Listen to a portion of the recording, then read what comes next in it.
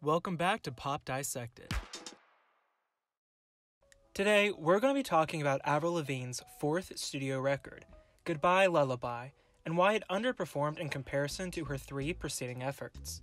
Avril Lavigne is an incredibly talented artist, and one of my personal favorites, so this video is not meant to look down upon her, but look at factors that may have contributed to the rocky release of this album. Goodbye Lullaby is seen by some as the point in where Avril Lavigne's career began to shift, which may seem surprising after the successes of The Best Damn Thing, Under My Skin, and Let Go. So let's jump right into it and see what went wrong with Avril Lavigne's Goodbye Lullaby.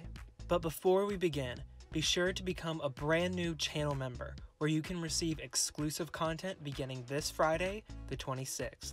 The various levels include polls for future content, early access to videos, shoutouts in my description and at the end of videos, and an exclusive podcast to review all released music and other topics of your choosing. So be sure to check out the join button or check out the link in my description.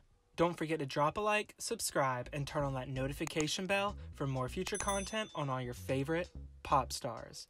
When we think of Avril's transition sonically and visually throughout her career, the most notable is between Under My Skin and The Best Damn Thing. However, her shift primarily began after Let Go. Let Go is one of the most well-known records ever, selling 16 million copies worldwide and reaching number 1 in Canada while peaking at number 2 in the United States.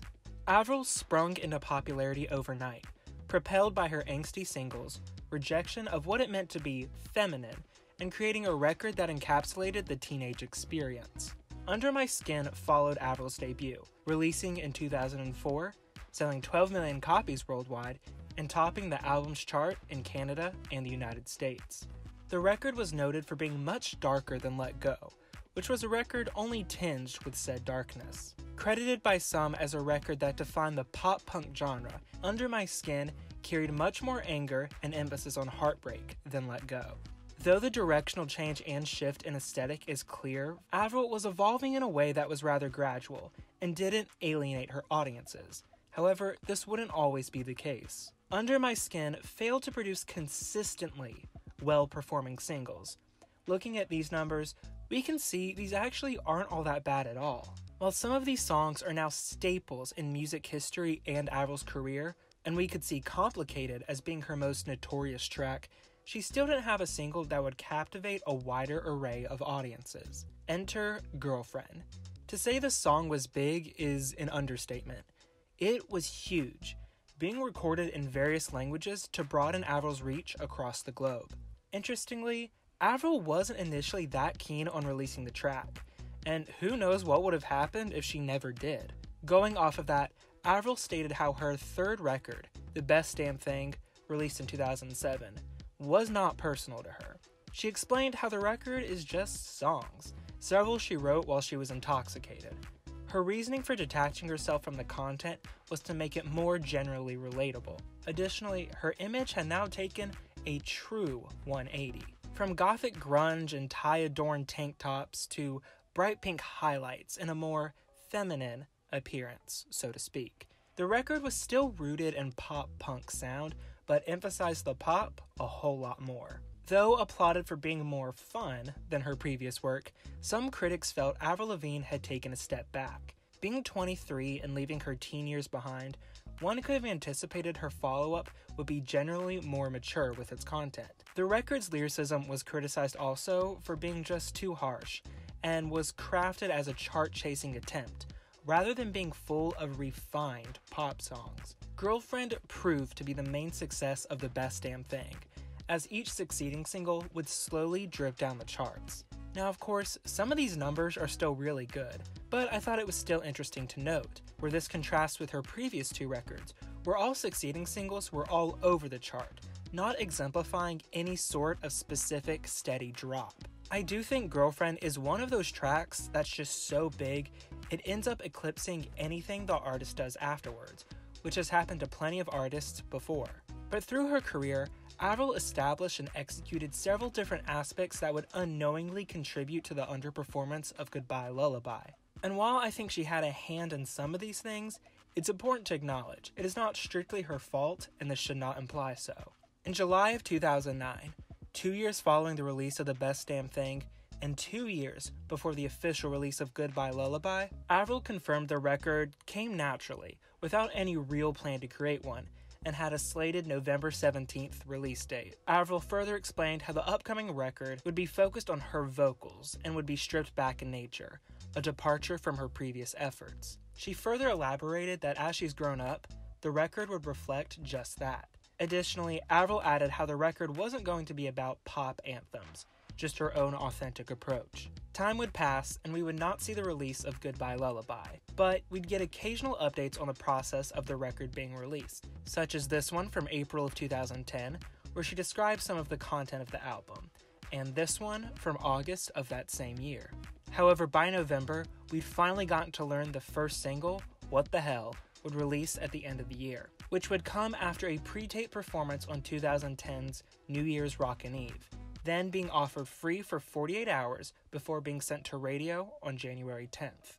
Now, this is the first glaring issue with the rollout of this record. Avril described the track in this November 2010 interview as the least personal to her, still explaining its poppy nature. But she includes how Goodbye Lullaby is a very meaningful and special record, and based off what she's already said about it, the release of What the Hell might seem a bit perplexing. Before the track's release, Avril doubled down on the nature of her forthcoming record, and revealed that the album had been done for over a year by this point. Avril included to mention her record label is the reason for these delays. Her first two efforts were released under Arista Records, which eventually merged with RCA following financial floundering. Under new management and the huge success of the single Girlfriend, it made sense the new label would try and want to recreate that, and try they did. We largely understand most of how Goodbye Lullaby sounds was Avril's initial vision, stripped back, acoustic, and more diaristic songs. In this interview, Avril seems rather apathetic when asked about What the Hell, and adds how it meant to act as a bridge to her new album, but in that self, makes little sense. Being 26 at the time, venturing closer to 27, the release of What the Hell is kinda bizarre, with proclamations about how the record now would reflect recent life experiences and breakups. A track like What the Hell, though a fun banger, dispels the idea of any growth or maturity on Avril's part. Now, that's not to say there's a cutoff date for maturity in an artist. They approach and exemplify it very differently. However, 3 records in, from a disgruntled teen to an angstier teen, and then a brazen pop diva, What the Hell reflected an Avril that would have been suited for 2007, when she was 23. Point blank, What the Hell counteracted the idea Avril was maturing, taking risks with her music, and evolving. Though we may not know the specific inner workings of how she battled against her label, their effort to pigeonhole her into a defiant brat persona did not bode well for her. And to clarify, I do mean brat in a very endearing way. Just go and listen to some fun tracks like I Can Do Better and I Always Get What I Want. With What the Hell being a critical darling, one critic noted Avril would surpass newcomers such as Katy Perry and $$ Ha with this type of music. But that brings up another point. With new pop juggernauts entering the rink following the release of The Best Damn Thing, Avril was presented with serious competition in terms of earning the attention of the general public. And What the Hell actually could have gotten her there, but its fate was sealed before it was even released. Though being discounted for free, the single had a staggered radio and physical release throughout the world, and live performances 2 months after its initial release. Even with that against it, the track peaked at 8 and number 11 on the Canadian and US Hot 100. Goodbye Lullaby released on March 2nd of 2011, after 2 years of apparent completion.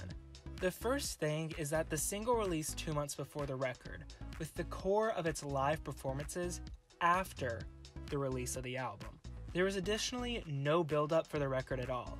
For her 2 preceding records, Avril did full-on promotional tours leading up to their respective releases, in addition to full-on headlining tours.